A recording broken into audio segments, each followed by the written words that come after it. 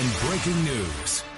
Hello, I'm Wolf Blitzer in Washington. We want to welcome our viewers here in the United States and around the world. We begin with breaking news. The release of a partisan Republican memo alleging abuses of FBI surveillance authority. President Trump authorized making the document public in direct defiance of both the FBI and the Justice Department. And just moments ago, the president spoke about the alleged abuses that are now the focus of this document.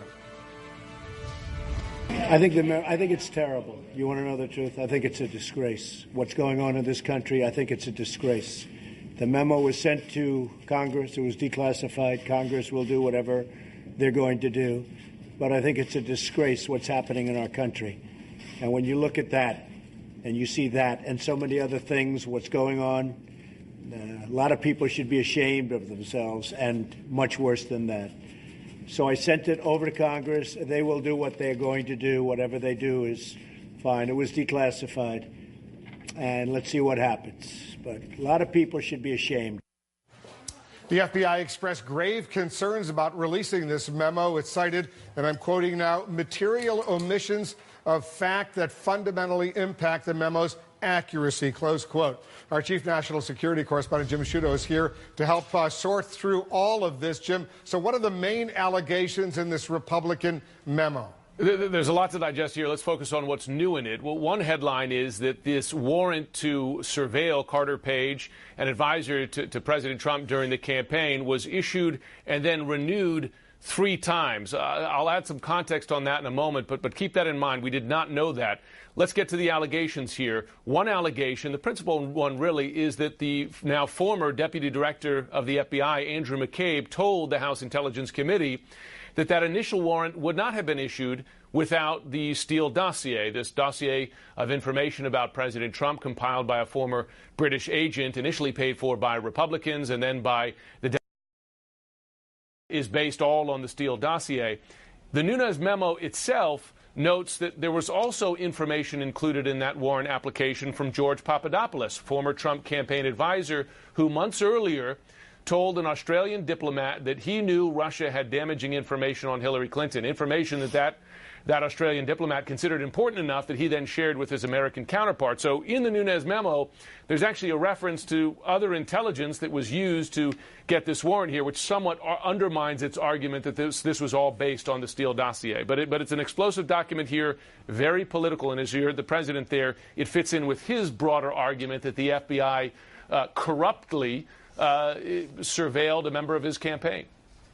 I just want to remind our viewers that this is the majority document from the House Intelligence Committee. The minority document, the Democratic document, that has not yet been approved for release. The Democrats wanted it released simultaneously because it rebuts some of these allegations in the majority document. So we're standing by. Let's see if that minority Democratic document is released at some point. I assume it will be. Jim, stand by for a moment. Evan Perez, our Justice correspondent, is getting more information. Evan, specifically, what are these warrant renewals for Carter Page, this volunteer foreign policy advisor to the Trump campaign, by the Foreign Intelligence Surveillance Court? What do they tell us, the renewals?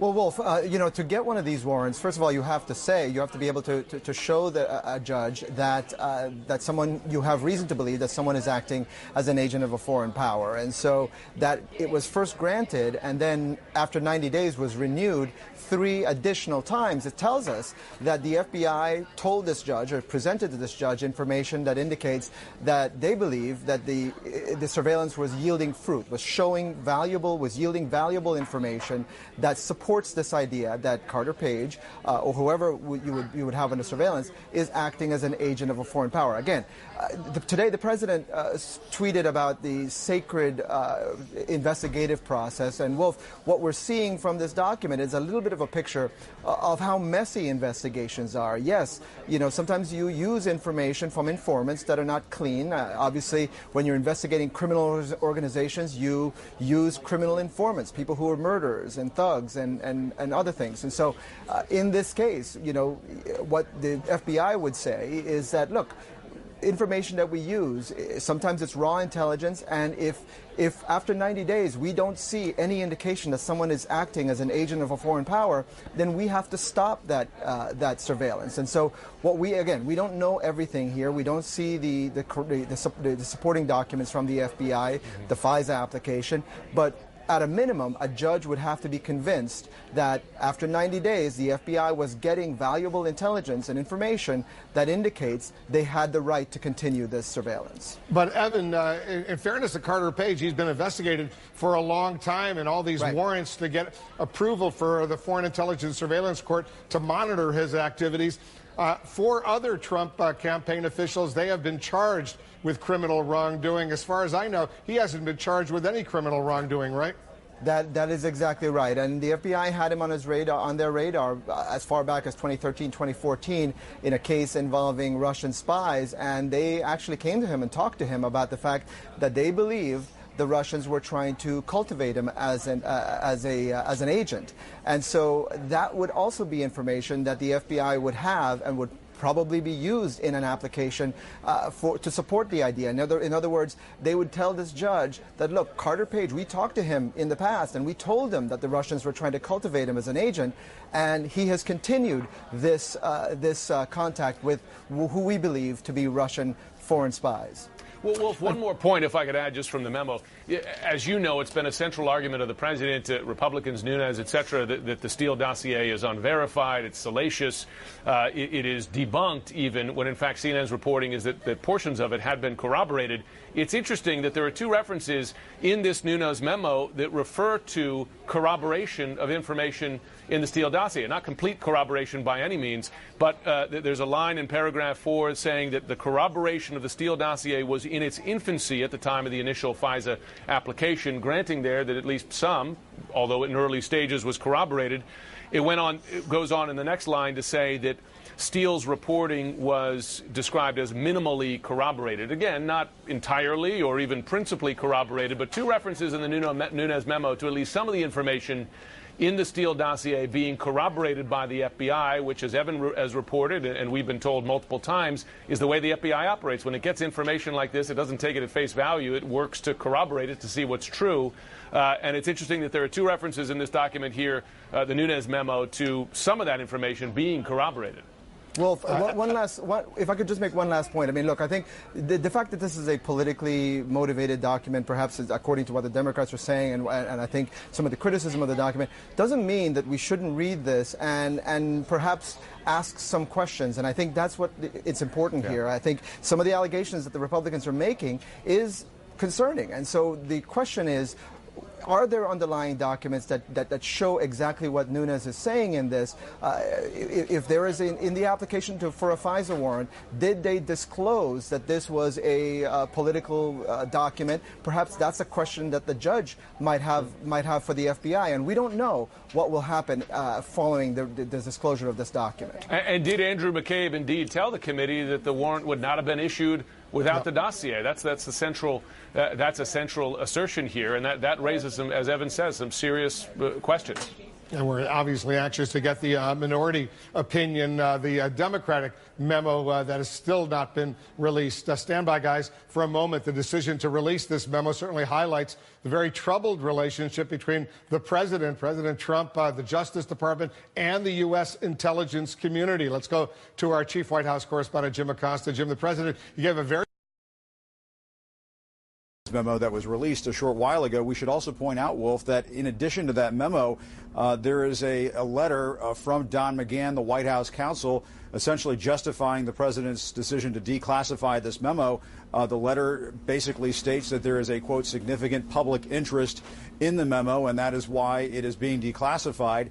But, Wolf, we should point out, and I think we're going to be hearing this throughout the day as Democrats are seizing on all of this. What we're hearing from Democratic sources and what the Democratic side of that Intelligence Committee is saying, and I think you were just underlining this a few moments ago with Jim Sciutto and Evan Perez, is that there is more to the intelligence that went into this FISA procedure that was undertaken than just the Steele dossier. That is what the Democratic members of that committee are saying, and that seems to be omitted in what the Republicans are putting out today. Now, the White House, we've been told over the last several days, they've been working with basically the intelligence community and putting this out, and that accommodations were made.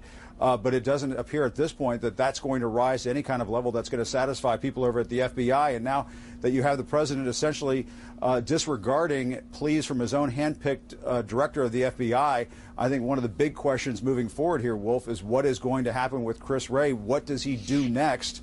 That is certainly uncertain at this point. And Wolf, I think the other thing that needs to be stressed is that as we're looking into this all day long today, is that when the president says there's no collusion with the Russians, there's no obstruction of justice when it comes to the Russia investigation, there is more to it than just this Nunes memo. When the president's own son has a meeting at Trump Tower that involves the campaign chairman at that time, the president's son-in-law, and a Russian attorney promising dirt on the Hillary Clinton campaign, none of that is really at issue here in this Nunes memo. And so there's more to the Russia investigation story than what's contained in this memo today, Wolf. And just to remind our viewers, very important, Jim, the FBI Director Christopher Wray and the Deputy Attorney General Rod Rosenstein, they went over to the White House earlier in the week. They met with the White House Chief of Staff John Kelly, and they appealed to him, don't release this memo. Is that right? That's right. That's right. That happened on Monday, and from what we understand, the president had not even read the memo when he made that comment at the State of the Union speech Tuesday night that 100% this memo is going to be released. So when the president made that comment, he had already essentially made the determination that this memo was going to be put out before he had even read it or had his team review it. We understand over the last 48 to 72 hours, the White House legal team has been reviewing this, going over this, along with members of the intelligence community. And I've been talking to a source familiar with that process over the last couple of days who was saying that redactions or accommodations were being made, that things were being scrubbed to make sure that sources and methods were not revealed in the release of this memo. They feel pretty satisfied that that's the case over here, although the White House was saying this morning there were no redactions. So there's sort of a difference of opinion as to what a redaction is, if it's a White House-initiated redaction or if things were changed as a result of comments coming in from the intelligence community. That is uncertain at this point. But, Wolf, make no mistake, when the FBI, and I think this is just, it can't be underlined enough, when the FBI puts out a public statement appealing to the White House to not release a memo, not authorize the release of a memo, and then it's done anyway, I think the only thing that you can conclude is that you have a White House that is just hell-bent on having some kind of hand in this investigation. And that's just not how things typically work here in Washington. And I think most people realize, if they're not looking at through jaundiced eyes, that is what's going on here, that there is just an attempt to get their hands in the middle of this investigation. And by releasing this memo, they have had an influence on the investigation, public perception of that investigation, Wolf. They certainly have. We'll get back to you. I know you're getting more information over at the White House. Jim Acosta, thank you very much. We also have a statement from the chairman of the House Intelligence Committee, Devin Nunes. He says the committee has discovered serious violations of the public trust, and the American people have a right to know when officials in crucial institutions are abusing their authority for political purposes. Let's bring in our panel. Jane Harmon is here. She's the director of the Wilson Center, former ranking member of the House Intelligence Committee. Our CNN National Security Comment, Mike Rogers, is with us. He's a former chairman of the House Intelligence Committee. Our senior White House correspondent, Pamela Brown, is with us, and our chief political analyst, Gloria Borger. Let's talk a little bit about the future of some of these individuals that the president, for all practical purposes, Gloria, slapped big time by rejecting their personal and public appeals. Rod Rosenstein, the Deputy Attorney General, the #2 at the Department of Justice. He's in charge. He oversees it because the Attorney General, Jeff Sessions, has recused himself. He's supposedly not involved at all. The president was asked, do you have confidence in Rod Rosenstein? And he said, you figure that one out. And he had an angry look on his face as he said that. That is not a vote of confidence. And our Sunland Sirfati is just reporting now that top Democrats on the Hill are warning the president that if he were to fire Rosenstein or Special Counsel Mueller, that it would spark a constitutional crisis. And so they are, given what the president said today, and given the fact that Rosenstein is, of course, mentioned in this memo as somebody who approved one or more of these FISA applications on behalf of the Department of Justice, it's very easy to see that he's in the line of fire. Andrew McCabe is also mentioned in here, is gone. James Comey, also mentioned in this, is gone. Rod Rosenstein is still there. He pleaded with the president not to release this. He is, of course, the person, if the president wanted to fire Bob Mueller, he would have to go to Rod Rosenstein to do it. And so what the Democrats are saying here in this letter to the president, saying that they are alarmed by reports that you may intend to use this misleading document as a pretext to fire Rosenstein, they are putting him on notice about that they would consider this a constitutional breach. And if you read through this memo, what I find interesting is that two of the people who signed off on these FISA warrants for Carter Page were people that Trump himself put in their positions. Rod Rosenstein, for example, he put him in the position or appointed him, nominated him for Deputy Attorney General. Dana Buente, he was overseeing the National Security Division. He was brought over from the Eastern District of Virginia office. So these are two people that Trump himself put at the Department of Justice. Something else that just sort of stuck out to me was this is all about the FISA warrant for Carter Page. Now, if you recall, up until this point, the Trump administration has distanced himself from Carter Page, saying he wasn't even really part of the campaign, that he was really a nobody.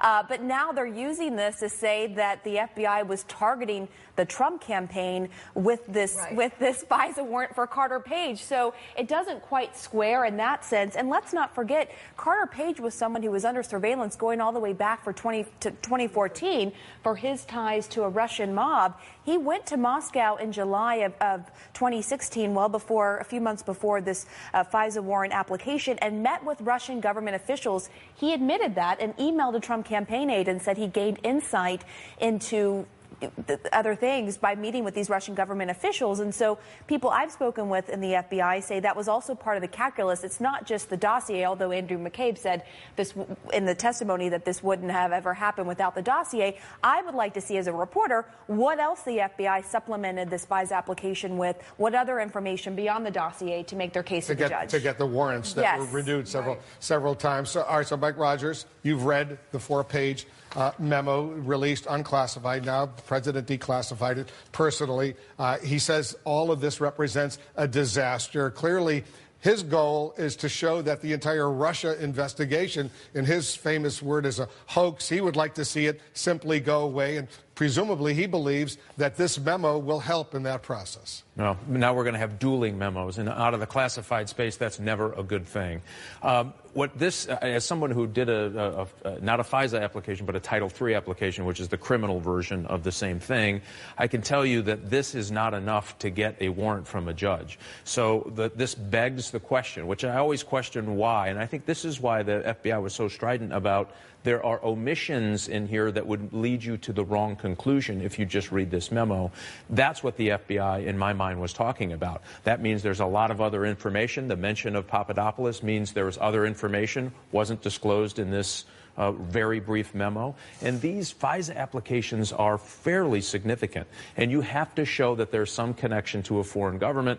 Think of this. The FBI actually went to Carter Page and said, we think you are being recruited by foreign intelligence agents, in this case, Russian foreign intelligence agents. He disregarded, he continued down that path. 3 years later, they get a warrant. All of that information that led them to show up at his door to those 3 years of other activities is probably in this application. We don't get to see any of it. That's why I think it's a disservice to try to come to a conclusion based on this memo. You've now read, Jane Harman is with us, you've read the memorandum. What's your reaction? Well, let me say that Mike and I overlapped for 2 years on the House Intelligence Committee. I was already ranking member when he joined. He became chairman. During my time, 8 years on the committee, serving under 2 or 3 chairmen, we had our differences, but the committee functioned. The committee is now broken, possibly irreparably, and it's tragic because, to remind, the committee was formed in the late 70s. I know this because I served in the Carter White House when the Foreign Intelligence Surveillance Act was passed. It was stood up as part of that to make sure we had oversight over abuses of our intelligence community by presidents, in this case, President Nixon. And by the way, I was a young lawyer on the Senate Judiciary Committee during the Saturday Night Massacre. So I've lived this history. And what's tragic here is that the committee is broken. This is a political document. I don't know what the Democratic version will say, but Mike is right to call for a full classified investigation by the Senate and House Intelligence Committees, and all the relevant people should come up there, and all of the backup material should be reviewed. And my guess is it will show a very careful FISA application process. That may be possible in the Senate Intelligence Committee, where there's still bipartisan cooperation, but that has completely gone away in the House. There's a war going on between the Democrats and the Republicans. They don't talk to each other. They don't want to talk to each other. They're continuing to fight. So to call for them to investigate what is going on right now simply seems, It breaks my heart, but the chairman could be removed. That's been a request. He recused himself, and Mike Conaway, who is number 2 on the committee, seems to me to be a reasonable guy. I mean, bring back this Mike. But at any rate... without running for office, I might... Within a day of them voting on this and the long process. So in fairness in that argument, they could have held this until the other memo went through the process, now that it's even been approved. But they really probably couldn't have voted on it that day because none of it had been vetted. They hadn't gone through the same process. This looks to me like it's a memo that was written with a conclusion first, and then the facts to kind of cherry pick to back it up. And it portrays an FBI very much in the way the president has called the FBI corrupt.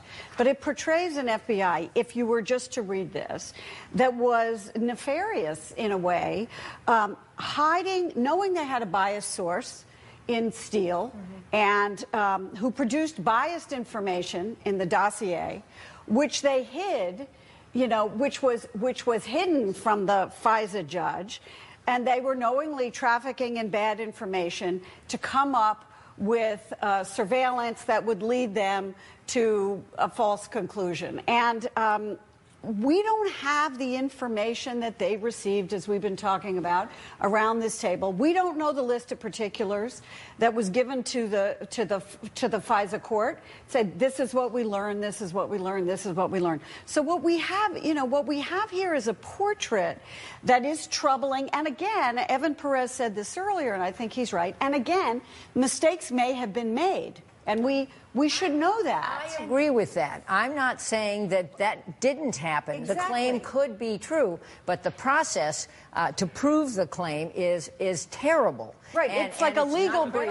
It certainly raises very serious questions about the FBI and this FISA application. Why wasn't it included in there that this was a political document? How much did Christopher Steele really know that this was paid for by DNC and Hillary Clinton's lawyer?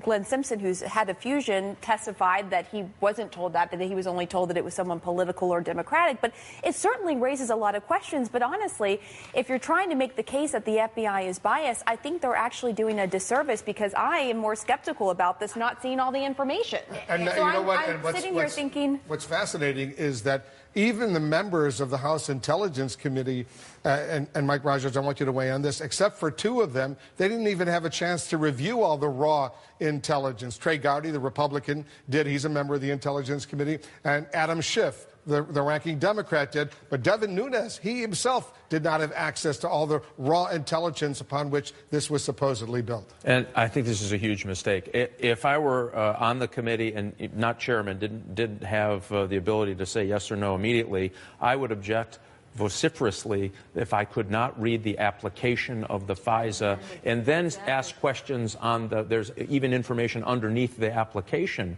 of the FISA that the judge could ask for at any time. And so without having that full context picture, I don't know. I don't understand. Maybe you can explain. Maybe Jane, you can explain. They let a few staffers go through all the raw data. They let 2 members go through it, but no one else. Why?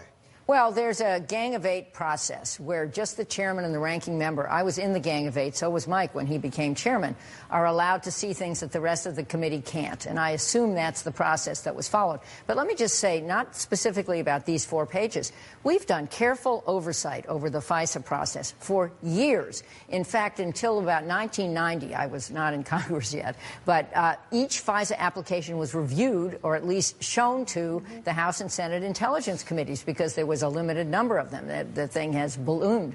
But we amended FISA in 2008 very carefully to set up Section 702 and the telephone metadata program. And there's sophistication in Congress about the fact that it works well. And the FISA court is picked by the Chief Justice and is a people with life tenure who were qualified. So to claim in a 4-page simple memo that there were massive abuses just doesn't pass the criticism of the FISA courts, Mike Rogers, and you've heard it, is that they almost always authorize whatever the FBI and the Justice Department ask. They rarely reject a request. So that's really inaccurate. And we went through this process, and we went through the very careful process, by the way, in the committee a few years ago to bring in a FISA judge, not as a witness, not as this was all negotiated to come in and talk through how all of that process worked, because we kept getting these allegations that, as an FBI guy, I can tell you I know weren't true. Because what happens is I write the application, and it gets signed off through a whole bunch of people, checkoffs.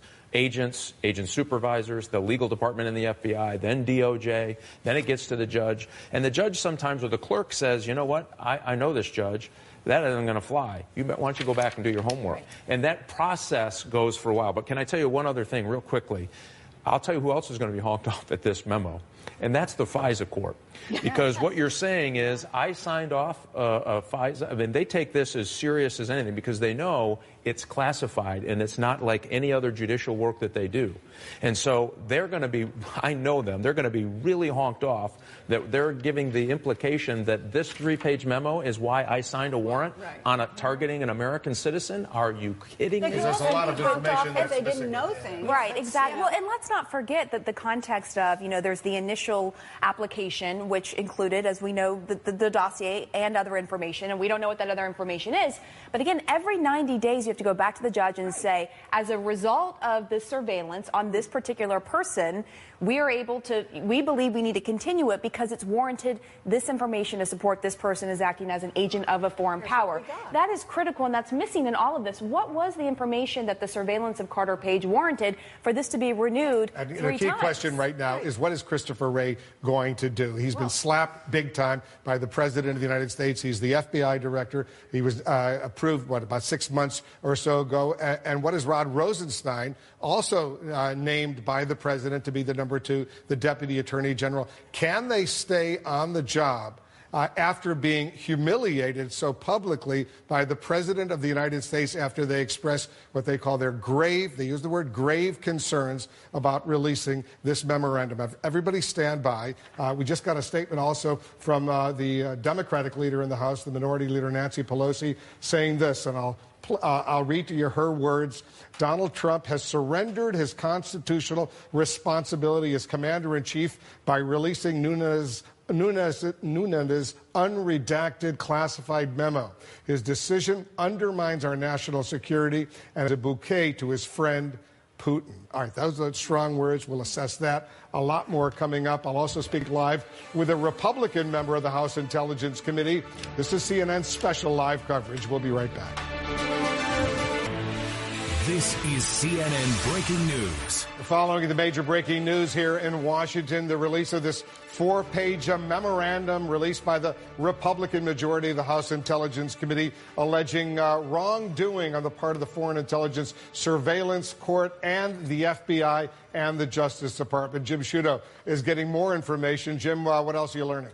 Well, Wolf, as you've reported and we've been reporting, a central claim of the Nunes memo is that the former FBI Deputy Director Andrew McCabe told the House Intelligence Committee that initial warrant on Carter Page would not have been issued without the Steele dossier, furthering this Republican claim, the president's claim as well, that really this is all based on the dossier, which, of course, at the time was funded by Democrats. But I've spoken to 2 Democratic members of the House Intelligence Committee who were in the room for McCabe's testimony before that committee, and they dispute Nunes's characterization of McCabe's comments to the committee. One of them told me they are simply mischaracterizing what he said. That's not what he remembers them saying.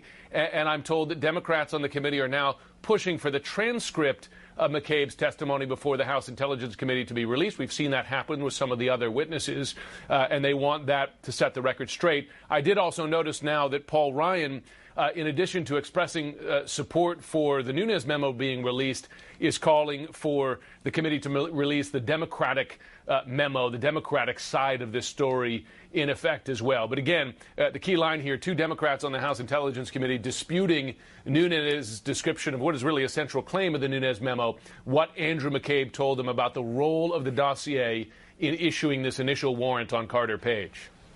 A very important point indeed. The statement from the Speaker, Paul Ryan, which we now have, is you're absolutely right. He wants that Democratic minority report released as soon as it's scrubbed, presumably, to make sure there's no classified information there.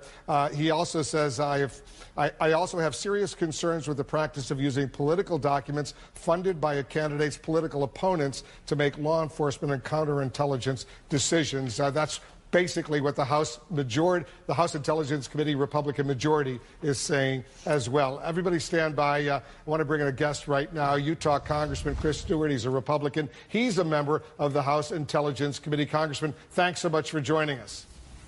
Good to be with you, Wolf. All right, so what else besides the so-called dossier, the Steele dossier, was used to justify before the Foreign Intelligence Surveillance Court going ahead and issuing this warrant against Carter Page? Very, very little. And, you know, the previous reporter said that some Democratic colleagues are saying that Mr. McCabe said, no, it wasn't the dossier that was the preponderance of the evidence why we pursued this. I can assure you that that is exactly what he said, and I hope those transcripts are released. So in addition to the dossier to support this FISA warrant on, again, a private citizen, ironically, they used a Yahoo News story that was based on what? The dossier. And that's essentially it. And look, Wolf, you can't read this. I mean, I was listening to some of your previous guests and kind of smiling as they tried to twist and turn this thing. You can't read this and not be concerned. Did the FBI and the Department of Justice, did they abuse their power in a presidential election? That is a serious question. And one other thing, why in the world... So let me just, on that specific point, Congressman, okay. you want the FBI director, you want him gone right now? You have lost confidence in him, Christopher Wray? No, I'm not saying that at all. Have you lost confidence in the Deputy Attorney General, Rod Rosenstein? Do you want him gone? No, I'm not calling for anyone's resignation. I'm just want people to be accountable. If there were all of these wrongdoing and the president rejected their concerns of grave repercussions if this memorandum was released, and they went to the White House and they personally appealed to John Kelly, the White House Chief of Staff, please don't do this. Yeah. The president rejects that advice. Why shouldn't they be gone? Well, again, I'm not calling for anyone's resignation. That's between them and the president. But, Wolf, you've read this.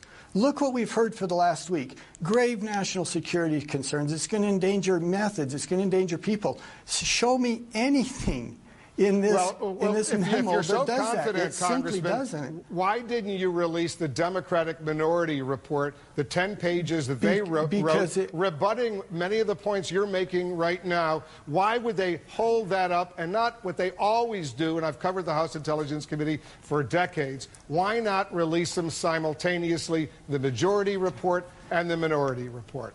Two points on that. Number one, every Republican voted to release the Democratic memo to the House. I suspect every Republican, I know that I will vote to release that to the American people as well. Well, why not do it simultaneously? Why not give the American public the opportunity, Congressman, to look at both at the same time?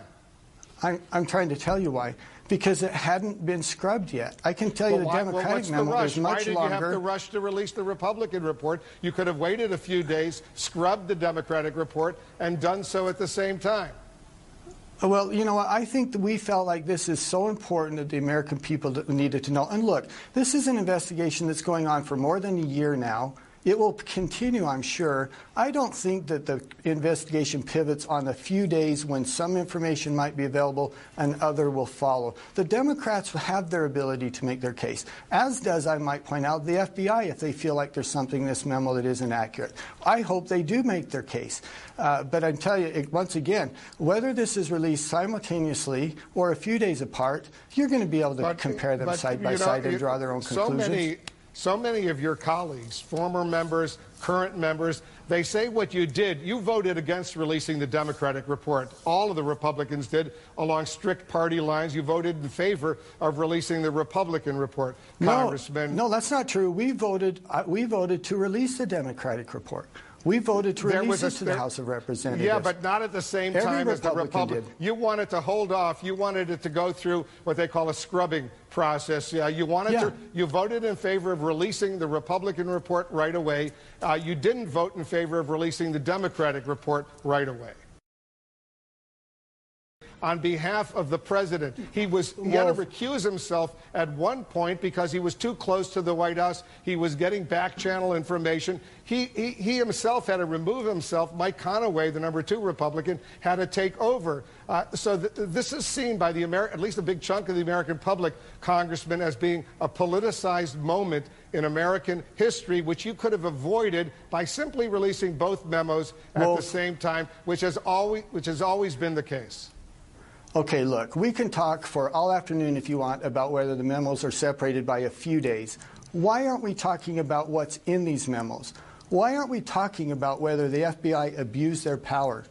Why aren't we talking about whether they were honest before the FISA courts? Did they present information? Did they tell the FISA courts that this dossier that, by the way, the FBI director himself said was unverified and salacious? Did they tell the FISA court that?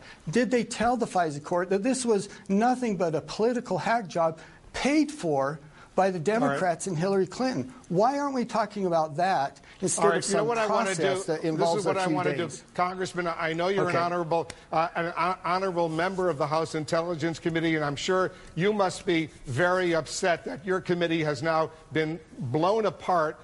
Going back many, many decades, I've never seen the House Intelligence Committee so partisan as it has become over these past several months. Mike Rogers, the former chairman of your committee, himself a former FBI agent, is with us right now. I want to bring him in because I want him to ask you a question. He has deep concerns, Congressman, the way you and the Republican majority of this committee have behaved. Go ahead, Mike Rogers. I'm just curious, Chris, what happens next? Is there any chance to have a bipartisan investigation into the accusations, or at least the story you tell in the memo?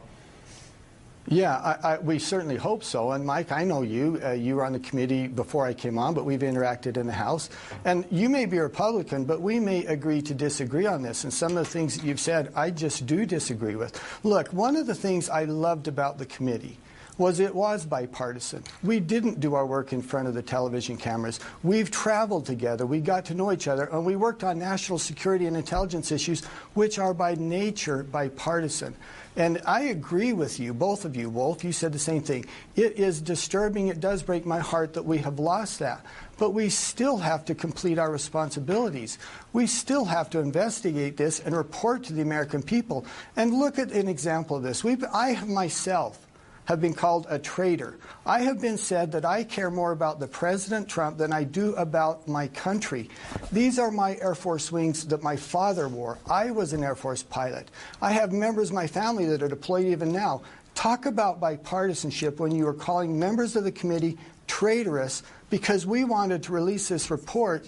And now tell me what in that report would indicate that we would betray our country. Well, we don't know what the Democratic side of the story is because you've refused to release the Democratic report, the minority report so far. Once again, hold on. What is in this report that would indicate that I have betrayed my country? But you know when there's a legal battle and there's a defendant and the prosecutor, there are always two sides, and it's important to get both sides. And right now, the other side is being silenced. But Jane Harman is with us as well, Congressman, and she served for many years on the House Intelligence Committee. She remembers her experiences. She has a comment she wants to make to you you as well. We don't know each other, but I served on the committee for 8 years, 4 as ranking member from 2002 to 2006. I also represented a district in Los Angeles that makes most of our intelligence satellites, so this is personal to me, too. My question is this. Aside from the past and future of the committee, the future I'm very sad about, what about all the members of the intelligence community who right now are watching this, and some of them serving in austere locations, undisclosed to their families, in harm's way? What are they thinking about this, and are they getting a message, which they have to get, that our country stands behind them, and that the intelligence that they are collecting is the tip of the spear in finding out the plots to harm us? And just one more point. I'm a Democrat. I was called a traitor and a spy, Let me respond to that if I could. Let me respond to that if I could. Go ahead. One at a time. Look, I have talked with FBI agents in the last 24 and 48 hours who support the release of this memo. I have never said, and I don't know anyone who said, the FBI organization is corrupt. What we have said is that there was some leadership within the FBI that we think made mistakes, and they should be held accountable if they did, and we should tell the American people that. FBI agents feel the same way. If their leadership has gone askew, if they've done things they shouldn't, those people want them held accountable. Of course they do, and I would say the same thing with the IC generally. They want their leaders to be held accountable if they made mistakes. They're smart enough to know that when we say, look, we've got a problem here, we're concerned about that, they're smart enough to know that we're not attacking them and the entire organization or agency. We're trying to do what Congress is supposed to do, and that's provide oversight, and that's to report to the American people. You can't have any organization that's so sanctified that you can't say, well, we can't provide oversight of them, we can't question them. The only ones who can do that are Russians and the KGB back in the day, but we don't do that.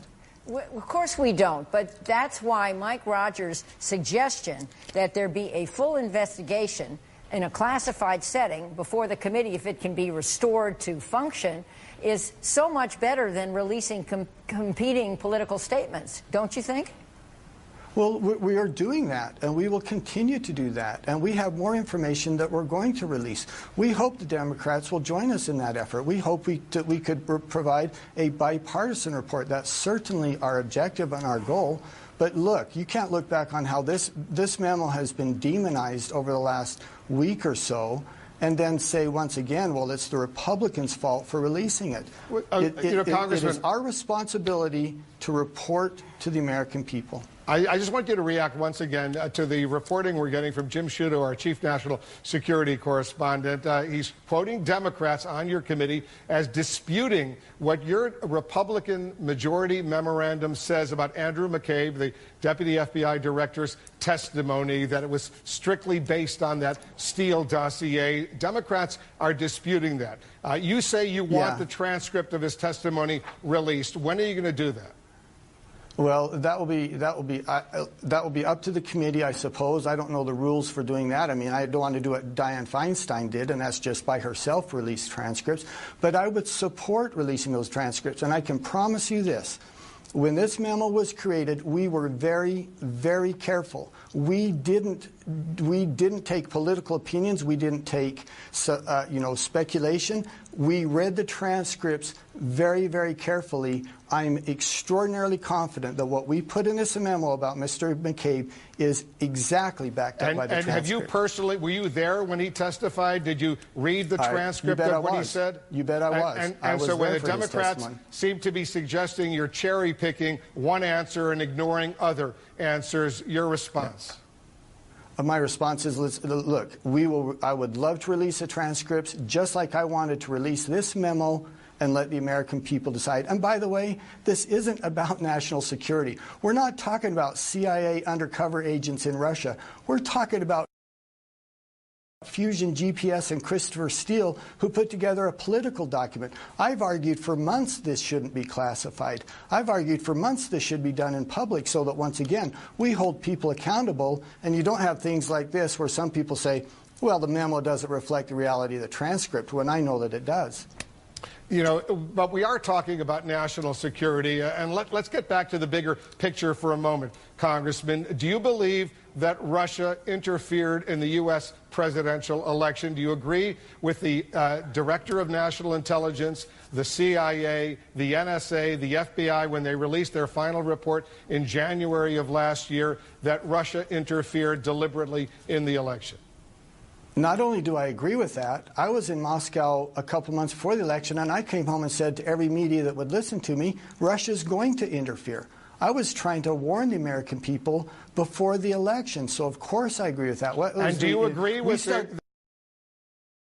Do I agree with that? I was in Moscow a couple months before the election, and I came home and said to we succeeded.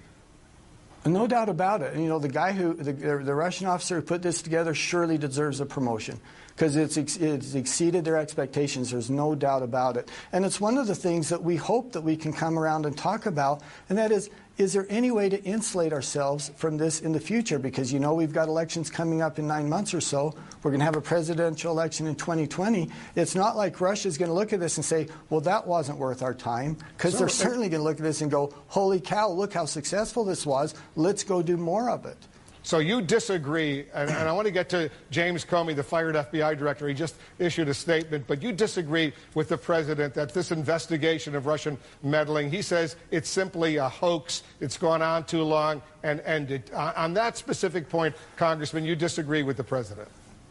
Well, I think there's two distinctions. One of is Russian meddling, and there's no question that that was the case, and no question, as I said just now, that they were successful. The second thing, and I think that's what Mr. Trump is talking about, is the accusation of collusion. And look, the reality is I don't know a single Democrat who wants to talk about collusion any longer because, as Dianne Feinstein and others have said, there isn't evidence of it. And I think that's what the president's talking about when he says he feels like that's a witch hunt, when they accuse him and people around him of colluding, which is treasonous, by the way. It's a serious folks, a witch hunt. He wants the whole thing to end. He makes it clear that it's gone on way too long. It's costing the American taxpayers way too much money. Yeah. He says, move on and get over it. Let me read Comey's tweet. If he wanted the whole thing to end, I would disagree with him. This is too important for us not to complete. Yeah, well, the argument that some of his aides have suggested is by releasing this memo, it undermines the entire Russia probe. It undermines the investigation. It creates great concern among a big chunk of the American public that this is all political. It's simply designed by what they call a deep state to get him to undermine the President of the United States. That's why he wants it gone. But let me read to you James Comey's tweet that he just posted in response to the release of this majority memo by the House Intelligence Committee. Quote, "That's it? Dishonest and misleading memo wrecked the House Intelligence Committee, destroyed trust with intelligence community, damaged relationship with FISA court, and inexcusably exposed classified investigation of an American citizen. For what? DOJ and FBI must keep doing their jobs." Very strong words from James Comey. Go ahead and respond. Well, it's not the first strong words we've heard from Mr. Comey, is it? He's been vocal on Twitter over the last few days as he's tried to stop this memo from being released. Of course he's going to say that about this memo. He's named in the memo. It was the FBI under his leadership that did what this memo indicates that they did. I don't expect him to stand up and say, cheers to the Republicans, congratulations. Of course he's going to try to denigrate it. He's the one who we would hold accountable. He was the FBI director at the time. So you're glad he was fired? You know what? I have no opinion on that. I think if we'd gone forward, we would have been able to continue our investigation. At some point, we would be able to share, as we're doing now, with the American people, his actions. But I don't really care one way or the other if the president had fired him. That was between he and the president. One final question, Congressman Stewart, and you've been very generous with your time, and we really appreciate your joining us. Very important to get your perspective. Do you agree with Senator Lindsey Graham, the Republican senator from South Carolina, that if the president does go ahead and fire the special counsel, Robert Mueller, that would be the end of his presidency? I hope he does not fire special counsel Mueller. I hope Mr. Mueller continues his investigation. I've always said that. I think it would be a terrible mistake politically. I think, for one thing, I'm not afraid of Mr. Mueller's investigation going forward. As I've said, there's no evidence of collusion that we've seen in more than a year. I don't know that he's going to find something that we haven't found. If I were to say I wanted to be fired, that would indicate I'm afraid of his findings, and I'm simply not. I don't think the president intends to fire him. I don't think there's any serious conversation at all in the White House about firing him. Congressman Chris Stewart of Utah, a member of the House Intelligence Committee, thanks so much for joining us. Thank you, Wolf.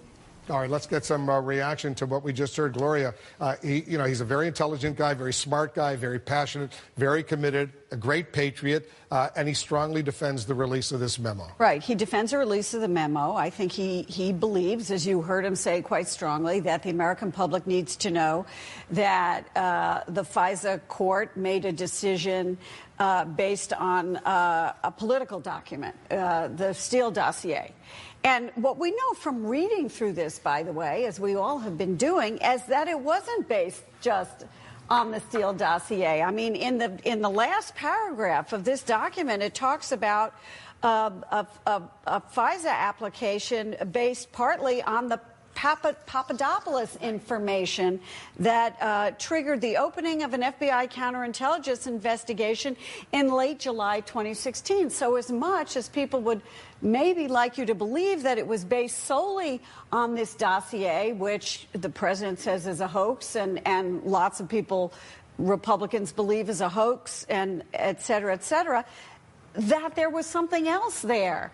So we don't have all the information here. And while the congressman says, he's fine with releasing the Democratic document, as yet, we have not seen it. And, he kept bringing up, why aren't we talking about what's in this memo? Well, by the way, we have been talking about that. Yeah. But they sort of hurt their case by not letting it be more bipartisan, releasing both of the memos at the same time, because you're looking at this and saying, well, clearly the FBI director has been public saying there are some key omissions. This creates, a factually inaccurate narrative. So you're sort of left thinking, okay, well, this says this is only one part of the story. What more is out there? Had they released both at the same time, we'd have more information to work with and make better judgments. Mike Rogers, do you understand his explanation why they didn't release the two memos simultaneously? I do. Actually, I think I'm stronger than Chris Stewart was on being chairman. There is a process that this information has to go through. Couldn't they have waited with the Republican version? They could have waited. Another week or so. What would have been the difference